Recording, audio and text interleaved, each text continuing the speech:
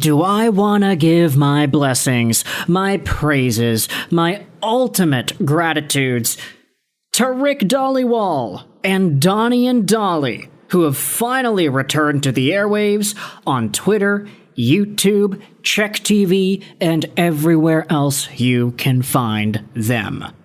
September 8th was the first episode of Donnie and Dolly in the new season, and now it gives us the opportunities to dive into some of the newest around the NHL. Now I know what you're thinking, Lego, what are you talking about? NHL? This tweet you've got on the screen right here is Friedman talking about the Canucks. And yes, that is true. Rick Dhaliwal tweeted this out yesterday during Donnie and Dolly's program with Friedman. This is what he said about Vancouver getting a second-line center. Unless Jim Rutherford and Patrick Allvin pull a rabbit out of the hat, they're going to have to go internal for a while. These second-line center guys are hard to find. Now, Dhaliwal, of course, posted this and the complete interview on the YouTube channel for Donnie and Dolly, but because I don't want to go out there and rip that footage from the internet, we're going to go over onto Canucks news summaries, because what they did was they provided a summary as to what it is Friedman spoke about on the program yesterday. As always, big shout out to Canucks News Summaries. They do some fantastic work. It is very, very valued in the community how they're able to transcribe a lot of these notes. It allows us as a piece of the audience to interact and read it, put it on the screen without having to rip any footage. But Friedman did speak about a lot of stuff here, not just the Canucks, and we're going to dive into all of it here in this commentary. So, starting things out with what Friedman talks about with the Olympics. Turns out the hockey rink in Milano Cortina is not completed yet, which is unfortunate, but, you gotta think about it. September, October, November, December, January, February, they got half a year pretty much to get that arena up and running. In regards to NHL media availability, Friedman says here that Quinn Hughes is representing the Vancouver Canucks at the event, and he doesn't want to continue discussing last season. Yeah, I'm right up in there with you, Quinn. We do not need to talk about last season anymore. Canucks are embarrassed, the players are embarrassed, we as fans are embarrassed to have watched that and see the conflicts that pretty much boiled into a soap opera for the Vancouver Canucks.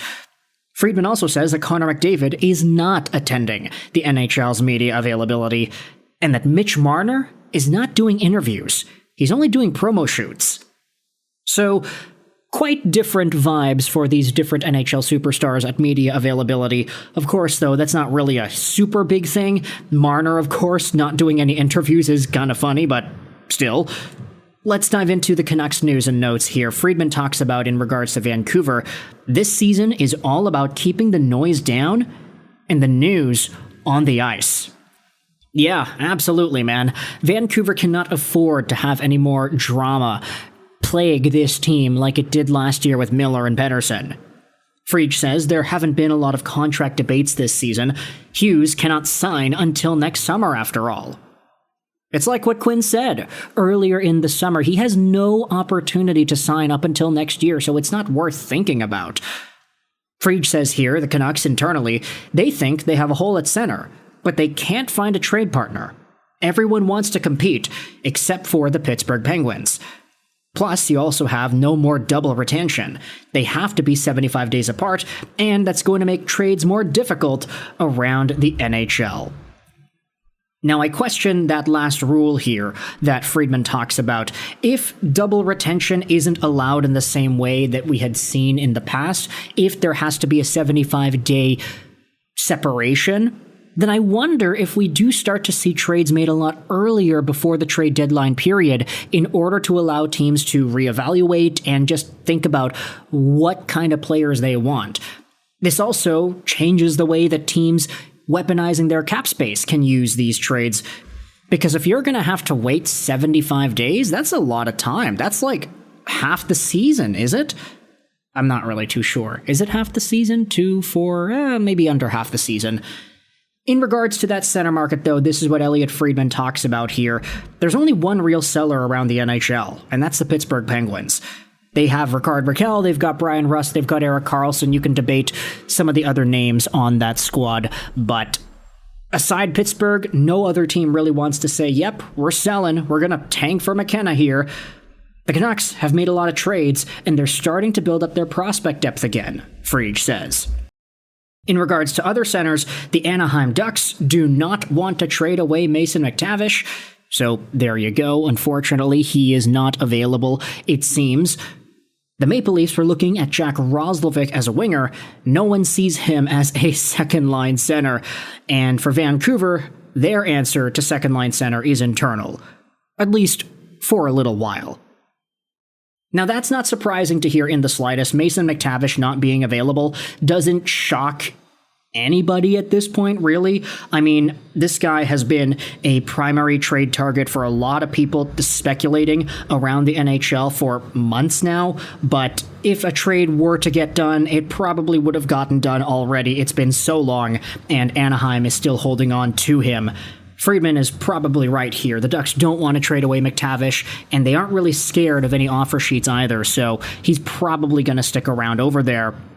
It's kind of funny to me how Friedman mentions that Jack Roslovic is not really seen by anybody as a second-line center, especially when he was one of the main guys whose name was talked about earlier on in the summer as a center replacement for a lot of these teams.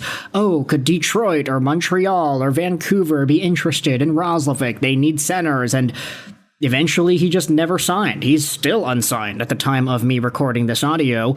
Who knows if he actually goes to Toronto or what have you, but this is what Friedman goes out there and talks about.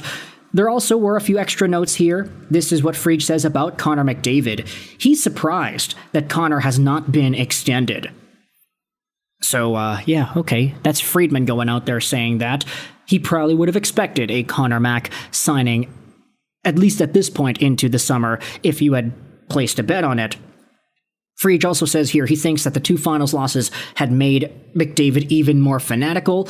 Not signing is about 3 to 5 years from now, and whether or not the Edmonton Oilers have staying power. So, pretty interesting thought there from Friedman, how Edmonton really needs to project themselves well into the future for McDavid to be able to commit to them. He also let the organization know that he wants to win every single year, which is fine. I mean, the Florida Panthers are winning every single year, so why can't Connor Mac? The Oilers felt that nothing had made sense this offseason that fixed their goaltending. So what I think that means is essentially the Oilers didn't see an avenue to improve their goaltending that would have been a readily available path for them in the offseason. They just kind of had no choice but to stick around with the same names that they got, and whether or not you agree or disagree that that's actually the right way to go, that's the way that Edmonton decided for themselves.